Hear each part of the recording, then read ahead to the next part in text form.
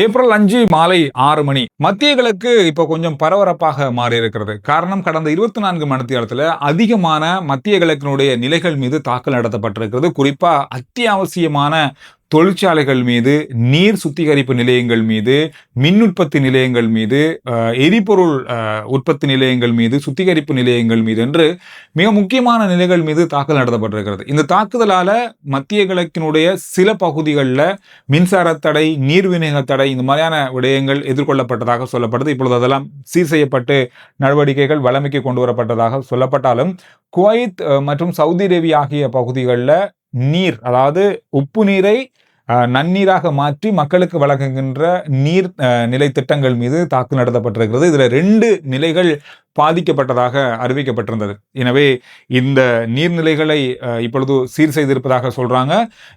மத்திய கிழக்கை பொறுத்தவரையில அதிகமானதை விட 90% இந்த உப்பு நீரை நன்னீராக மாற்றி நீர்த்திட்டங்களை வழங்குறது தான் அவங்களுடைய மிக முக்கியமான பிரதான நீர் விநியோக திட்டம். எனவே இதன் மீது இப்பொழுது தாக்குதல்கள் நடத்த ஆரம்பிக்கப்பட்டிருப்பது என்பது ஒரு பதட்டமான சூழ்நிலையை அங்கு ஏற்படுத்தி இருக்கிறது.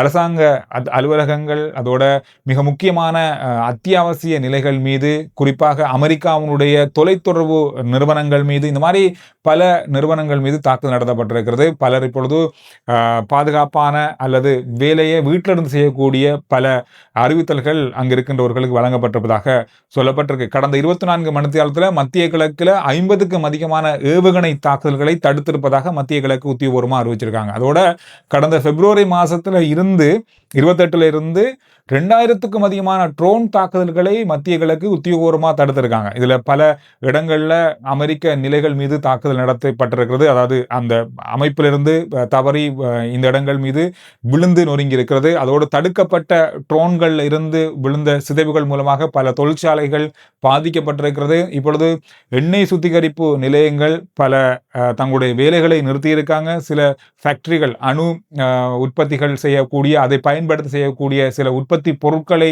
செய்கின்ற தொழிற்சாலைகளுடைய வேலைகள் நிறுத்தப்பட்டிருக்கிறது. இந்த மாதிரியான பல முக்கியமான சம்பவங்கள் கடந்த 24 மணித்தியாலத்தில் நடந்திருக்கு. காரணம், அமெரிக்க ஜனாதிபதி டொனால்ட் ட்ரம்ப் அவர்கள் 48 மணித்தியாலம் கொடுத்த அந்த காலக்கேடு முடிவடைவதற்கு இன்னும் 24 மணித்தியாலம், ஒரு நாள் தான் இருக்கு, ஒரு நாள் கூட இல்லை. இதுக்கு பிறகு என்னென்ன விஷயங்கள் நடக்க போகுது அப்படின்ற தொடர்பில் மாறி மாறி இப்பொழுது எச்சரிக்கைகள் விடுக்கப்பட்டு கொண்டிருக்கிறது. இப்பொழுது ஈரான் சொல்லியிருப்பது என்னன்னா, தங்களுடைய நிலைகள் மீதும் அத்தியாவசியமான எண்ணெய் உற்பத்தி நிலையமாக இருக்கட்டும், அனல் மின் உற்பத்தி நிலையம், மின்சார உற்பத்தி நிலையம், நீர்நிலைகள், இந்த மாதிரியான கட்டடங்கள் மீது அல்லது தங்களுடைய தலைவர்கள் மீது தாக்குதல் நடத்தப்படும் பட்சத்தில் தொடர்ந்து மத்திய கிழக்கில் இருக்கிற அமெரிக்க தளங்கள் மீது, முக்கியமான நிலைகள் மீதும் தாக்குதல் நடத்தப்படும், நரகவாசல் திறக்கப்படும் அப்படின்ற எச்சரிக்கைகளை அவங்க விடுத்திருக்காங்க. இதுக்கிடையில அமெரிக்க ஜனாதிபதி டொனால்ட் ட்ரம்ப் அவர்கள் ஹோர்முஸ் கால்வாய் திறக்கப்படவில்லை என்றால் நரகத்துல வாழக்கூடிய நிலை ஏற்படும் அப்படின்ற மாதிரி அவர் அதற்கான ஒரு பதிலான எச்சரிக்கையை விடுத்திருக்காரு. இப்படி மாறி மாறி எச்சரிக்கைகள் தொடர்ந்து விடுக்கப்பட்டு கொண்டிருக்கு. அனுசரணை ஆண்கள், பெண்கள், குழந்தைகளுக்கான புத்தாண்டு ஆடைகள் ஜுசி, கொட்டஹெனா, வெள்ளவத்தை மற்றும் ஹேட்டன். சர்வதேச ஊடகங்கள்ல இன்றைக்கு அதிகமா பேசப்பட்ட விடயம் கடந்த வெள்ளிக்கிழமையிலிருந்து பேசப்படுற விஷயம் தான். அதுக்கு ஒரு முடிவு வந்திருக்கு, ஆனா இன்னும் முடியாத மாதிரியும் இருக்கு. அதாவது F-15 விமானத்தில் இருந்து தரையிறங்கிய விமானியை மீட்கின்ற நடவடிக்கை. 4 அமெரிக்க விமானங்கள் இதுல சேவையில் இருந்தாங்க. இந்த 4 அமெரிக்க விமானங்கள் மீதும் தாக்குதல் நடத்தி இருக்கிறோம், இதை சுட்டு வீழ்த்தி இருக்கிறோம் என்று ஈரான் பக்கமா சொல்றாங்க. ஆனா காலையில அமெரிக்க ஜனாதிபதி டொனால்ட் ட்ரம்ப் அவர்கள் இந்த விமானியை மீட்டிருக்கிறோம், அமெரிக்க இராணுவ வரலாற்றிலேயே இவ்வளவு சிரமப்பட்டு அல்லது இவ்வளவு துணுக்கமாக, இவ்வளவு சிறப்பான முறையில் ஒரு விமானியை மீட்ட ஒரு சம்பவமாக இது பதிவாகி இருக்கு அப்படின்ற கருத்துக்களோடு இந்த விமானியை நாங்கள் பத்திரமாக மீட்டிருக்கிறோம் என்ற செய்தியை வெளிக்கொண்டு வந்தார். இதுக்கு பிறகு பலதரப்பட்ட மாறுபட்ட கருத்துக்கள் இப்பொழுது வெளியாகி கொண்டிருக்கிறது. 4 விமானங்கள், 2 ஹெலிகாப்டர்கள், 2 C-35 ரக அமெரிக்க விமானங்கள், இந்த விமானங்கள் 4யுமே சுட்டு வீழ்த்தினோம் அப்படின்னு ஈரான் சொல்லியிருக்காங்க. இந்த சுட்டு வீழ்த்தப்பட்ட புகைப்படங்கள், அது தொடர்பான வீடியோ காட்சிகளை ஈரானுடைய ஊடகங்கள் தொடர்ச்சியாக வெளிக்கொண்டு வந்திருக்காங்க. இந்த செய்தி குறிப்பு பல சர்வதேச ஊடகங்கள் ஆய்வு நடத்தி இந்த செய்திகளை தொடர்ச்சியாக வெளியிட்டு கொண்டிருக்காங்க. பிபிசி தன்னுடைய ஒரு செய்தி குறிப்புல இந்த விமானம் விழுந்த பிரதேசத்தை வைத்துக்கொண்டு கூகுள் அந்த வரைபடம் மூலமாக இந்த இடத்தை உறுதி செய்திருக்காங்க. இது ஈரான்ல இஸ்பாஹான் சொல்லக்கூடிய ஒரு மலைப்பகுதியில் தான் இது இருக்கு அப்படின்றத உறுதிப்படுத்தியிருக்காங்க. இதோட இன்னும் ஒரு சர்வதேச ஊடகம் இந்த இடத்தை உறுதிப்படுத்தினாலும் இந்த விமானம் தாக்கப்பட்டது என்பது தொடர்பாக தங்களுக்கு அமெரிக்கா பக்கமாக இருந்து எந்த விதமான உறுதிப்படுத்தப்பட்ட செய்திகளை கொண்டு வர முடியாமல் இருக்கு. ஏன்னா இன்னும் அவங்க அது தொடர்பாக எந்த விதமான அறிவித்தல்களையும் விடுக்கல. எனவே இதனால இந்த விமானம் தாக்கப்பட்டது அப்படின்றத ஈரான் இப்பொழுது சொன்னாலும் கூட அமெரிக்கா அதை உறுதிப்படுத்தாமல் இருக்காங்க. ஆனா இந்த மாதிரி ஒரு சம்பவம் நடந்திருக்கு அப்படின்றத செய்திகள் மூலமாக கொண்டு வந்திருக்காங்க. அமெரிக்கா பக்கமா இன்னொரு முக்கியமான விஷயம் என்ன சொல்லியிருக்காங்கன்னா, F-15 விமானத்திலிருந்து தரையிறங்கிய விமானி கடந்த வெள்ளிக்கிழமையில இருந்து தங்களோடு, அதாவது விமானப்படையோடு, அமெரிக்காவுடைய விமானப்படையோடு தொடர்பில் இருந்தார் அப்படின்ற மாதிரி அவங்களுடைய தகவல்கள் இன்று வெளியாகி இருக்கிறது. எனவே அவருடைய தகவல்களின் அடிப்படையில் தான் அந்த இடத்தை கண்டுபிடிச்சு இவரை நாங்கள் மீட்டிருக்கிறோம் அப்படின்ற மாதிரி சொல்லியிருக்காங்க. இந்த நிகழ்வு என்பது சர்வதேச ரீதியில் பெரிய அளவாக பார்க்கக்கூடிய ஒரு விஷயம். அதாவது ஈரான் இந்த விமானியை அதாவது கைப்பற்ற வேண்டும் அல்லது கைது செய்ய வேண்டும்ன்றதுல மிகப்பெரிய அளவான முனைப்பு காட்டியிருந்தாங்க. உள்ளூர் வாசிகள் கூட தனிப்பட்ட முறையில் குழுக்களாக அவரை தேடுற நடவடிக்கையில் ஈடுபட்டிருந்தாங்க. உள்ளூர் வியாபாரிகள் அதற்கான மக்களுக்கான விலையையும் இவரை கண்டுபிடிச்சு கொடுத்தா $60,000 அமெரிக்க பரிசாக வழங்கப்படும் அப்படின்ற மாதிரியான பரிசு தொகைகளையும் அறிவிச்சிருந்தாங்க. ஒரு பெரிய ஒரு பரபரப்பான ஒரு சம்பவமாகவே இது பார்க்கப்பட்டது.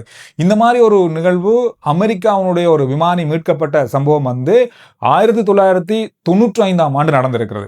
பொஸ்னியாவில் நடந்த போர்ல அமெரிக்க விமானம் ஒன்று சுட்டு வீழ்த்தப்பட்டிருக்கிறது. அந்த நேரத்தில் ஒரு விமானி அந்த நாட்டுக்குள்ள தரையிறங்கி இருக்காரு. அவரை மீட்கிறதுக்கு 6 நாட்கள் அமெரிக்க விமானங்கள் போராடி அவரை மீட்டிருக்காங்க. எனவே அந்த மாதிரி ஒரு நிகழ்வு இப்போ நடந்திருக்கு. அதை விட ஒரு பயங்கரமான மீட்பு நடவடிக்கை அப்படின்னு தான் இப்பொழுது அமெரிக்கா பக்கமாக சொல்லப்படுது.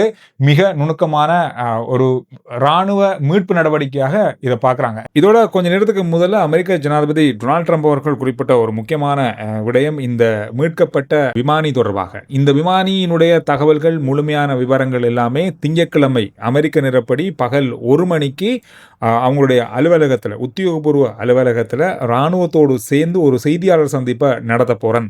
அதில் எல்லா தகவல்களும் முழுமையாக வெளிக்கொண்டு வரப்படும் அல்லது மக்களுக்கு இது தொடர்பாக என்ன நடந்தது என்பது தொடர்பான முழுமையான தகவல்களை நான் வழங்க போறேன் அப்படின்ற செய்தியையும் வெளியிட்டிருக்காரு. அமெரிக்கா முதல்ல சொன்ன மாதிரி ஈரானுடைய வான்பரப்பு எல்லாமே முற்றுமுழுதாக அழிக்கப்பட்டிருக்கு, செயலிழந்திருக்கு அப்படின்ற மாதிரி சொல்லியிருந்தாங்க. ஆனால் கடந்த 2 நாட்களில் நடந்த சம்பவங்களை பார்க்கும்போது பெரிய அளவா அவங்களுடைய வான்பரப்புகள் இயங்கி கொண்டிருப்பதை பார்க்கக்கூடியதாக இருக்கு. எனவே கிட்டத்தட்ட நாங்கள் நேற்றைய வீடியோவில் சொன்ன மாதிரி கடந்த February 28 இருந்து நேற்று வரைக்கும் 7 அமெரிக்க விமானங்களுக்கு தாக்குதல் நடத்தப்பட்டிருக்கிறது. 7 விமானங்களை இழந்திருக்கிறது ஏதோ ஒரு வகையில் இந்த தாக்குதல்களால். அதுக்கிடையில் கடந்த 24 மணி நேரத்தில் தேடுதலில் ஈடுபட்டிருந்த 4 விமானங்கள் சுட்டு வீழ்த்தப்பட்டதாக ஈரான் அறிவிச்சிருக்காங்க. இது தொடர்பாக வெள்ளை மாளிகை அல்லது பென்டகன் என்ன சொல்ல போறாங்க என்பது தொடர்பாக இப்பொழுது பெரிய ஒரு எதிர்பார்ப்பு இருக்கு. இந்த மாதிரியான பல முக்கியமான நிகழ்வுகள் கடந்த நாட்களில் நடந்திருக்கு. இந்த வெள்ளிக்கிழமைக்கு பிறகு நடந்திருக்கு. எனவே இதனுடைய அடுத்த கட்ட முடிவுகள் எவ்வாறு இருக்கும் அப்படின்ற கேள்வி இப்ப எழுந்திருக்கு. இலங்கையை பொறுத்தவரையில கடந்த மாசத்திலிருந்து நேற்று வரைக்குமான காலப்பகுதிக்குள்ள 31 பேர் கைது செய்யப்பட்டிருக்காங்க. எதுக்குன்னு சொன்னா எரிபொருளை சட்டவிரோதமான முறையில சேமிச்சு வச்சாங்க என்ற குற்றச்சாட்டின் பேர்ல 31 பேர் கைது செய்யப்பட்டிருக்காங்க. இந்த 31 பேர்ல இருந்தும் 52,000 லிட்டர் எரிபொருட்கள் கைப்பற்றப்பட்டிருக்கிறது. உங்களுக்கு தெரியும், போன மாசம் 9 நாட்கள்ல நாங்க 40 நாட்களுக்கு பாவிக்கக்கூடிய எரிபொருளை 9 நாட்கள்ல மக்கள் வாங்கியிருந்தாங்க. இது எல்லாமே சேமிச்சு வச்சப்பட்டிருக்கு அப்படின்றத சந்தேகத்துல தேடுதல் நடவடிக்கைகள் தொடர்ந்து இடம்பெற்று வருது. இதனால இந்த கைது நடவடிக்கைகள் நடக்குது. அவங்கள்ட்ட இருந்து இந்த எரிபொருட்கள் கைப்பற்றப்படுது. இப்ப 31 பேருடைய 52,000 லிட்டர் அப்படின்னு சொன்னா எத்தனை பேர்கிட்ட எவ்வளவு லிட்டரை சேமிச்சு வச்சிருப்பாங்கன்றதை யோசிச்சு பாருங்க. அந்த அளவுக்கு பெரிய அளவான தொகை எரிபொருள் சேமிப்பு வைக்கப்பட்டிருக்கிறது. இதை தொடர்ந்து நீர் விநியோகத்தில் இப்பொழுது அந்த தடை தொடர்பான பலதரப்பட்ட செய்திகளை பார்க்கக்கூடியதாக இருந்தது. இப்போ ஒவ்வொரு இடங்களை குறிப்பாக சொல்றதை விட உங்களுக்கு இப்பொழுது எந்தெந்த நம்ம போன் இலக்கங்களுக்கு வந்து பில் வரும் தானே, மெசேஜ் வரும், பில் இப்போ எல்லாமே மெசேஜ்லாம் வருது. எங்கெல்லாம் நீர் விநியோகம் எப்பப்போ துண்டிக்கப்படுது என்பது தொடர்பாக உங்களுக்கு குறும் தகவல் அனுப்பப்படும் சொல்லியிருக்காங்க. எனவே கொழும்பின் நீர் வழங்குகின்ற நீர் திட்டத்தில் இப்பொழுது பெரிய அளவான நீர் குறைவு, நீர்த்தேக்கத்தில் நீர் குறைவாக இருப்பதன் காரணமாக மட்டுப்படுத்தப்பட்ட அளவில் நீர் வழங்கப்படுது. அதோட பல பிரதேசங்களில் நீர் துண்டிக்கப்படுது. 2 முதல் 3 மணித்தியாலம் 18 மணித்தியாலம் வரைக்கும், 3 மணித்தியாலம் 18 மணித்தியாலம் வரைக்குமான நீர் விநியோக தடை இருக்கு. உங்களுடைய கையடக்க தொலைபேசி மூலமா அந்த செய்திகளை எங்கெங்கன்னு சொல்லி அறிந்து கொள்ளலாம்னு சொல்லியிருக்காங்க. புதிய தகவல்களோட அடுத்த வீடியோல நான் உங்களை சந்திக்கிறேன். ஆர்ஜே சந்துரு ரிப்போர்ட் வாட்ஸ்அப் தன்னுடைய லிங்க் முதல் கமெண்ட்ஸ்லையும் டிஸ்கிரிப்ஷன்லையும் இருக்கு. ஃபாலோ பண்ணி வைங்க. சுருக்கமான விரைவான செய்திகளை அதில் அறிந்து கொள்ளலாம்.